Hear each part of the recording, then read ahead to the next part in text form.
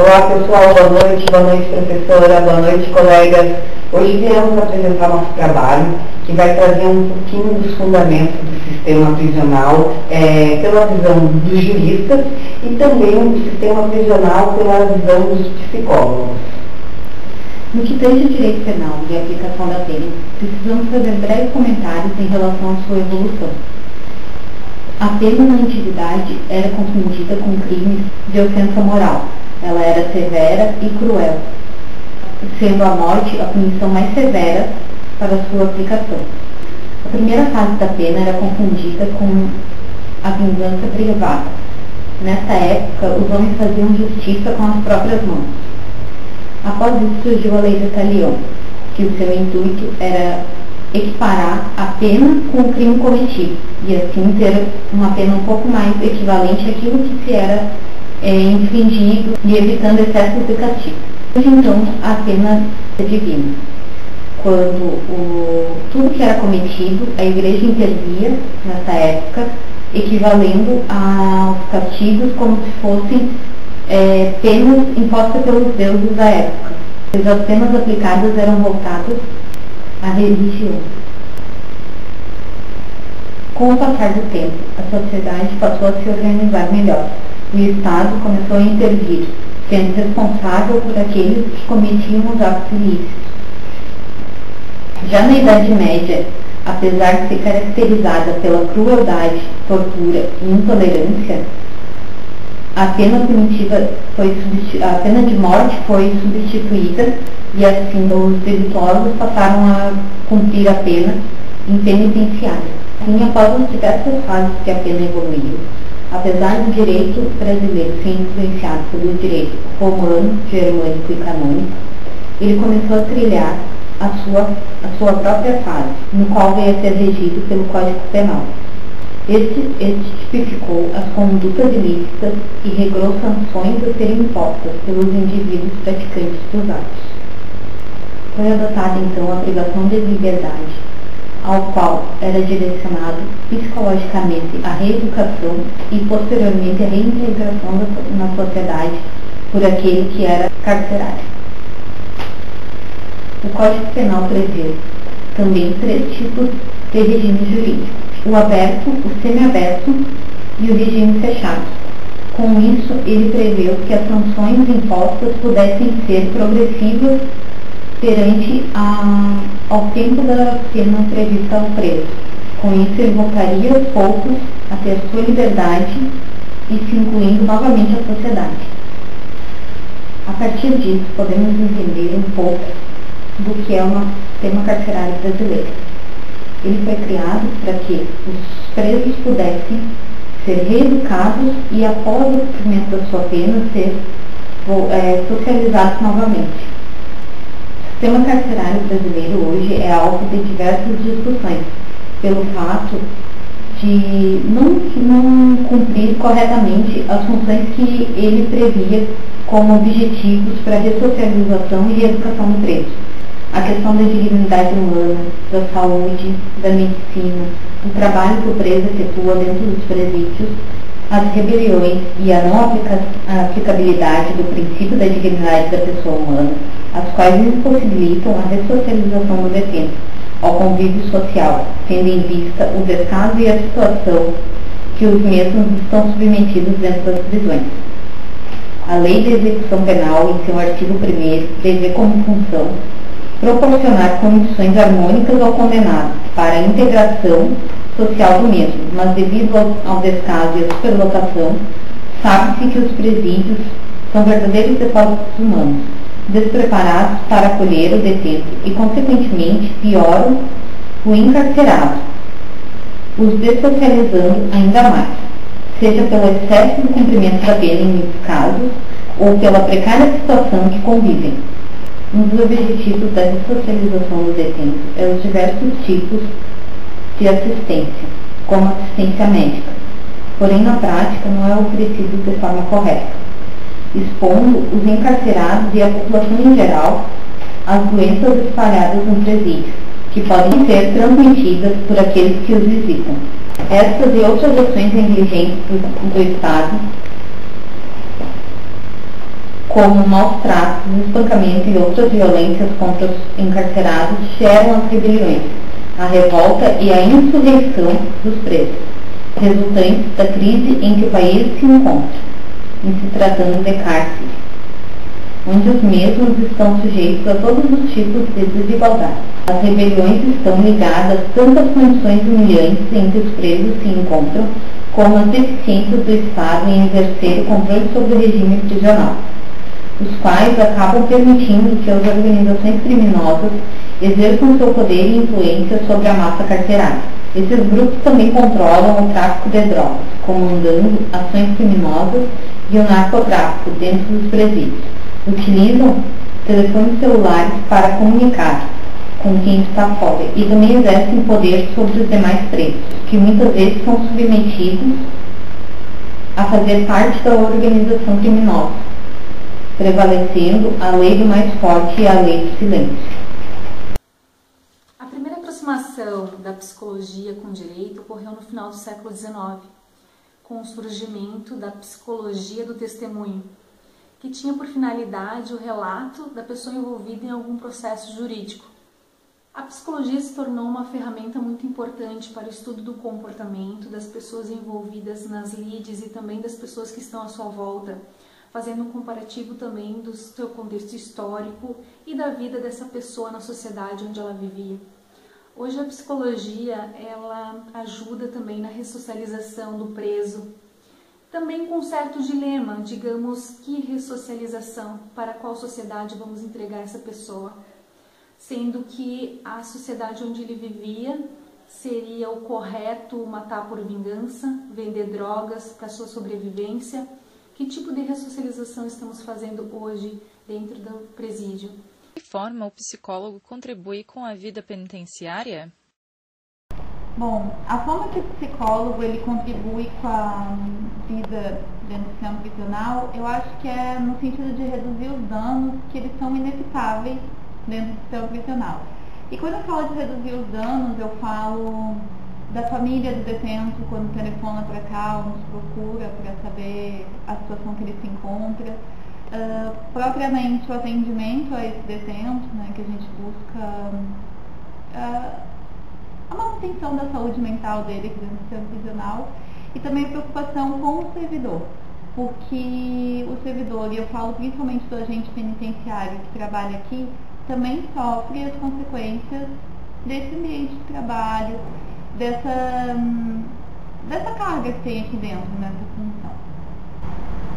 Em seu ponto de vista, como os presos encaram este serviço prestado pelo psicólogo?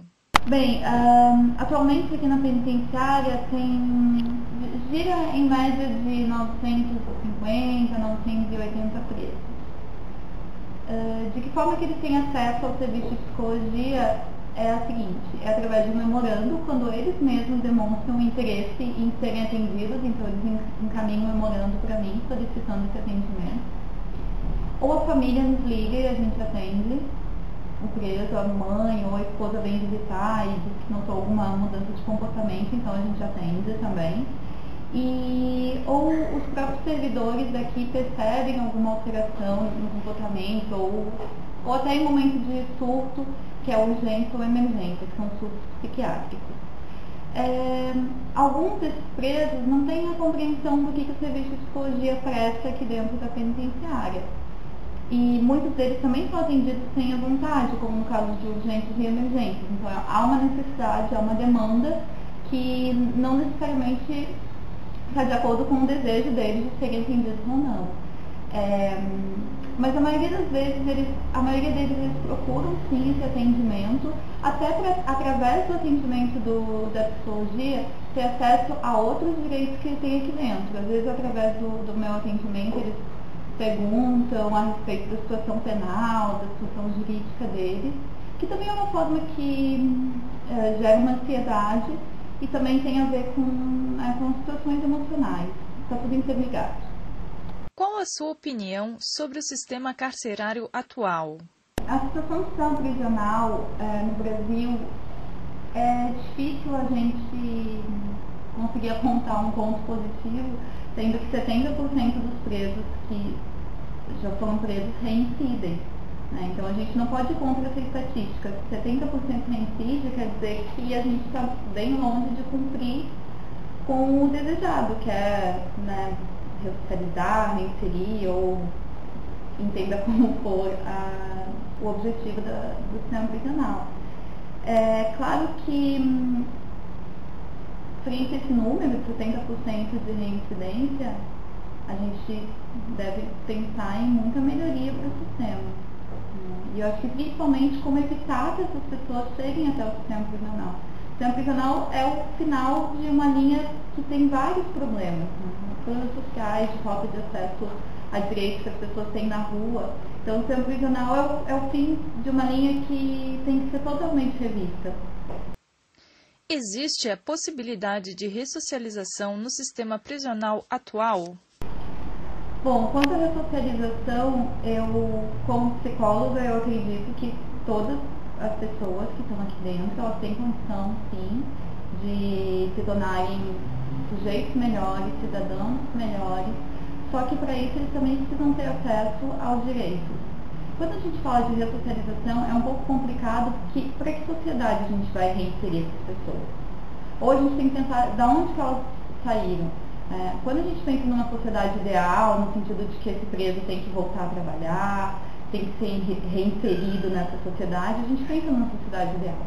Mas muitos deles nunca fizeram parte dessa sociedade ideal. Eles sempre viveram à margem dessa sociedade, sempre tiveram trabalhos não registrados muitas vezes. E como é que a sociedade vai proporcionar que eles sejam reinseridos? Quem vai dar trabalho para essas pessoas? Eles vão ter acesso à saúde, vão ter acesso a todos os direitos que eles deveriam ter? Eu acho que não cabe só a esses sujeitos saírem do sistema prisional melhor ou não. Não é só a culpa deles, não é só uma função pessoal. É uma função de toda uma sociedade que muitas vezes se coloca como uma vítima, né? A sociedade é vítima dessa população que está encarcerada hoje. Enquanto ela continuar nesse papel de vítima e não se comprometer que a sociedade também produziu essas pessoas, eles também são frutos do sistema que a gente vive, social. Então, é difícil pensar em ressocializar como uma função do sistema prisional. Eu acho que essa função é de cada um de nós, de quem está aqui dentro, detido, ou de quem está de fora, que pode empregar uma pessoa para que ela tenha condição de efetivamente ser inserida numa sociedade. Para conceituar o nosso trabalho, vamos ter por base os fundamentos legais da Constituição. Dentro deles, a dignidade da pessoa humana. A dignidade da pessoa humana traz como um dos seus tributos a ressocialização do detento para a sociedade e assim diminuir a reincidência de detentos no Brasil.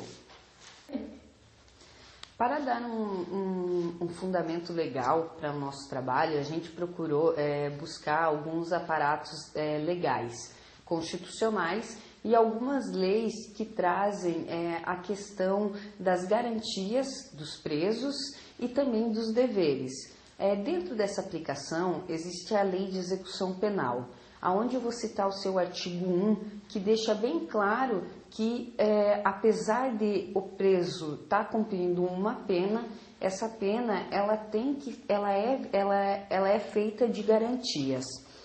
No seu artigo 1, a aplicação da lei de execução traz: a execução penal tem por objetivo efetivar as disposições de sentença ou decisão criminal e proporcionar condições para a harmonia, integração social do condenado ou do internado.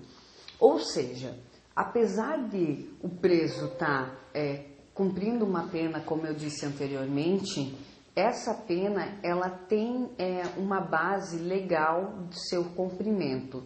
Então, se a gente pensar como hoje o preso, a vida que ele vive dentro do sistema prisional brasileiro, ela é um pouquinho diferente do que as leis e as garantias constitucionais trazem.